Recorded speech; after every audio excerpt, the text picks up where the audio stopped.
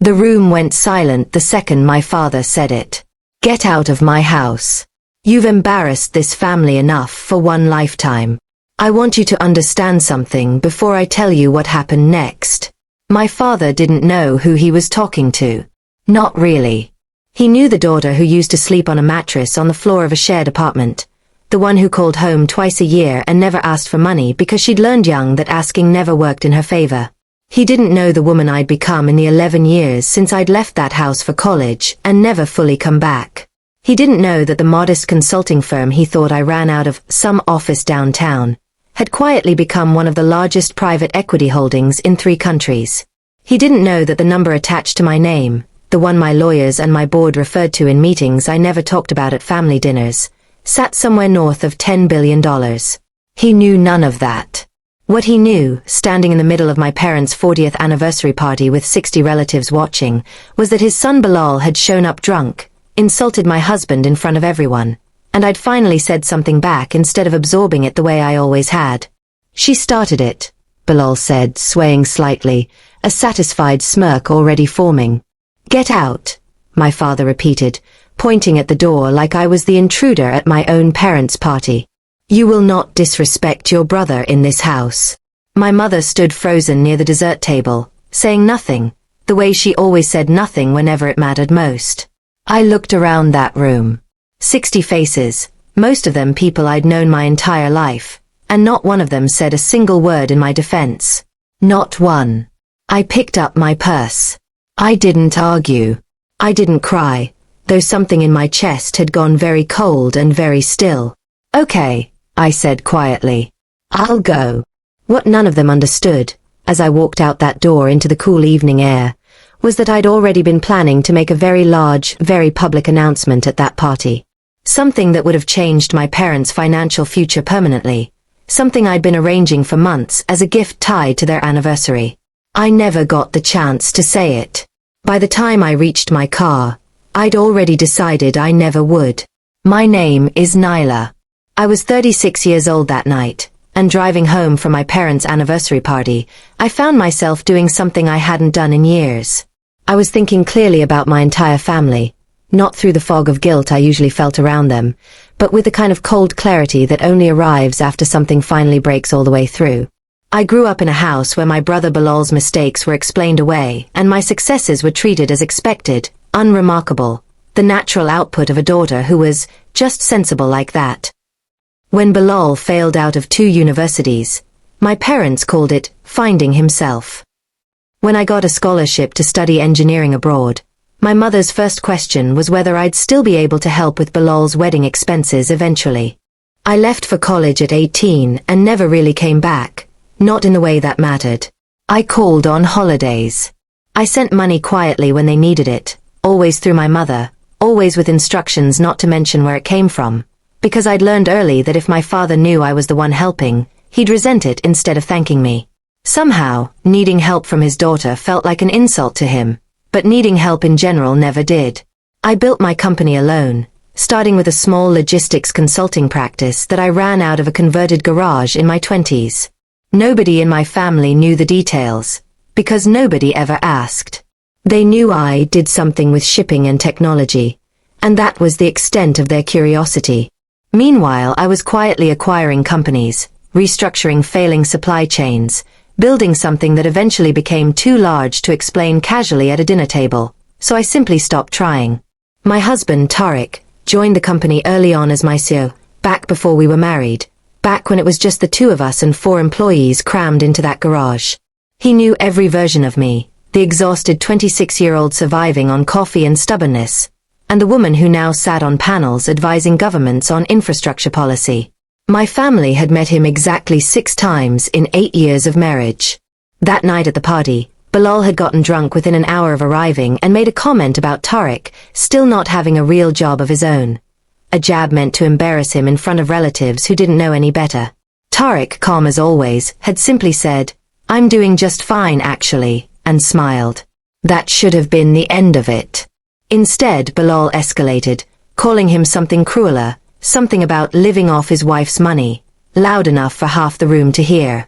I'd stepped in then, quietly at first, asking Bilal to lower his voice. He hadn't. And when I finally raised mine back, my father hadn't looked at what actually happened. He'd simply looked at who was making noise, and decided, the way he always had, that the daughter was the problem. The morning after the party, my phone was already full of messages by the time I woke up. Not from my father. Not from Bilal. From my mother, 7 missed calls and a string of texts that started apologetic and ended, predictably, with a request. Your father didn't mean it like that. He was embarrassed. Please call him. Bilal is going through a hard time. You know how he gets when he drinks. We need to talk about something important. Can you come by this week? I didn't respond right away. Tariq made coffee and sat across from me at our kitchen island, the one in our house that most of my family had never seen, and watched me read the messages without saying anything, waiting for me to decide how I wanted to handle it. You don't owe them a response today, he said finally. He was right, but curiosity got the better of me 2 days later, when my mother called instead of texting, her voice tighter than usual. Your father wants to talk to you about the house, she said. There's a decision we need to make, and it involves you and your brother both. I asked what kind of decision. She hesitated in a way that immediately told me this wasn't a small conversation. The property. Beta. Your father wants to talk about how it gets divided eventually. Given everything that's happened, he thinks it's important to settle it now, while everyone's clear-headed. I understood immediately what settle it now meant. My father wanted to formalize something, likely favoring Bilal, likely using this moment as justification, the disrespectful daughter narrative giving him convenient cover for a decision he'd probably already been planning. I agreed to come by that weekend. Not because I needed anything from that house. Because I wanted to hear, directly from him, exactly how he planned to justify it. What I didn't tell my mother was that I'd already had my lawyer pull every document related to that property the day after the party, quietly, just to understand exactly what was actually possible, and what wasn't. My lawyer's email arrived 2 days before I was scheduled to visit my parents, and reading it changed the entire shape of what I thought this conversation was going to be. The house my parents lived in, the one Bilal apparently expected to inherit outright, wasn't fully theirs to divide the way my father assumed. 15 years earlier, when my father's small textile business had nearly collapsed during a financial downturn, I'd quietly paid off a significant portion of the mortgage to prevent the bank from foreclosing. At the time, my mother had asked me to keep it private, worried about how my father would react to knowing his daughter had rescued the family home. The arrangement had been informal, just a private loan between us, documented loosely through a lawyer I'd used early in my career, someone who'd since retired. What I hadn't known, until my current legal team dug into the original paperwork, was that the documentation hadn't been structured as a simple loan. Due to an error, or possibly an intentional structuring choice by that original lawyer, it had been recorded as a partial equity contribution. Legally, that meant I held a real, documented financial stake in that property, one my father had apparently forgotten existed, or never fully understood in the first place. I sat with that information for a full day before deciding what to do with it. Tariq, ever practical, asked me directly, "Are you going to use it?" "I don't know yet," I told him honestly. "I don't want to win a fight by force. I want them to actually see what's been true this whole time." But as the weekend approached, and my mother sent one more text, this time from Bilal himself, oddly confident and slightly mocking. "Looking forward to sorting out the house situation, sis. Should be simple." I felt something in me shift. Simple was exactly what it wasn't going to be. I arrived at my parents' house that Saturday afternoon carrying a single folder, thin, unremarkable, nothing like the elaborate presentation I'd originally planned for their anniversary gift. Bilal was already there, sitting comfortably in what used to be my father's chair, looking entirely too relaxed for someone about to discuss a house he didn't fully own. My father started the conversation the way I expected him to, formal, slightly stiff, treating the whole thing like a business matter he was handling with appropriate seriousness. "I've decided the house will go to Bilal when the time comes," he said. "You've built your own life. He needs the stability." "That's your decision to make," I said calmly. "As long as it's actually yours to make." Bilal laughed, that same smirk from the party. Here we go.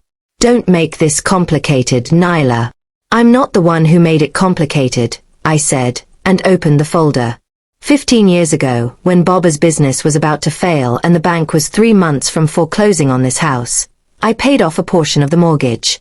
Amy asked me to keep it quiet. My father's face changed, confusion first, then something more defensive. That was a loan. I paid you back over the years, in pieces, whenever I could. Some of it, yes, I said. But the paperwork wasn't structured as a loan. It was recorded as equity. I have a documented ownership stake in this house, Bobba. Not symbolic. Legal. The room went completely silent. My mother's hands had gone still in her lap. Bilal's smirk had disappeared entirely. That's not possible, my father said quietly. It is, I said, sliding the documents across the table.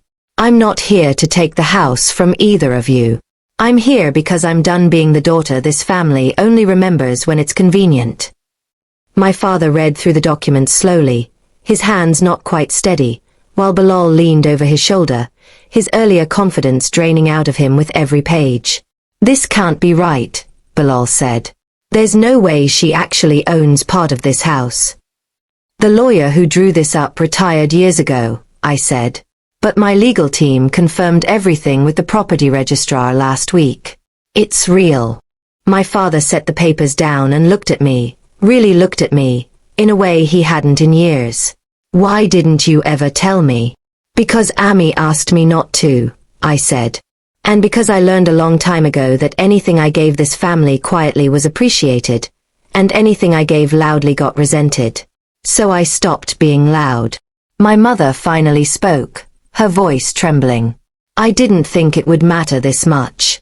I thought it was just paperwork. It mattered enough that you were about to let Bobba hand this house entirely to Bilal, based on a mistake nobody bothered to check, I said. It mattered enough that 2 nights ago, you were still texting me about how Bilal needs stability, without once asking what I might need. Bilal, quiet until now, finally spoke, his voice smaller than I'd heard it in years. What do you want, then? Half the house. To sell it? No, I said. I don't want the house. I have more money than this entire family could spend in 10 lifetimes, and none of you have ever bothered to ask me a single real question about my life to know that. The silence that followed wasn't angry anymore. It was something closer to shock, the kind that comes when people realize they've been looking at someone for years without actually seeing them at all. I came here today, I continued, to tell you I'm formally transferring my stake in this house to Amy, free and clear, so it can never be used as leverage in a conversation like this again. Then I'm going to tell you something else. Something I was going to announce at the party, before I got told to leave my own family's celebration. What I told them that day was simple. Months earlier, I'd set up a foundation in my parents' names, meant to fund small business grants for young entrepreneurs in our old neighborhood, the same neighborhood where my father's textile shop had almost gone under all those years ago. It was supposed to be unveiled at their anniversary party, a quiet, permanent tribute to the 2 people who'd raised me, regardless of everything else between us. I still want to do it, I said. Not because of what happened at the party. Because it was never really about earning your approval. It was about honoring what this family gave me, even when it didn't always feel like enough. My father didn't say much that day. He didn't apologize outright, not in the dramatic way you might expect from a story like this. But 2 weeks later, he called me himself, for the first time in years, just to ask how Tariq and I were doing. It wasn't much, but it was real, and it was his. Bilal and I are still working on something resembling a relationship. It's slower than I'd like, built more on cautious effort than trust, but it's honest now in a way it never was before. I don't regret walking out that night. I don't regret the silence that followed, or the documents, or any of it. Because sometimes the only way a family finally sees you clearly is when you stop shrinking yourself to fit the space they've always given you. I think about that party more than I expected to. The 60 faces that said nothing, the father who pointed at the door without asking a single question first. For years I told myself that if I just kept giving quietly, kept being the dependable one, kept absorbing whatever came my way, eventually it would be enough to earn a place in that room that didn't depend on my silence. It never was going to be enough. Not because I hadn't given enough, but because the family had built a version of me that only worked as long as I stayed small and quiet. The moment I stopped, they had no choice but to finally see the rest of it. The company, the fortune, the years of quiet sacrifice, all of it at once. I don't know if my father will ever fully understand what he almost lost that night. I know I'm no longer waiting to find out. So I'll ask you this. If the people who were supposed to know you best never really tried, would you have stayed quiet too? Or would you have finally let them see everything you'd built?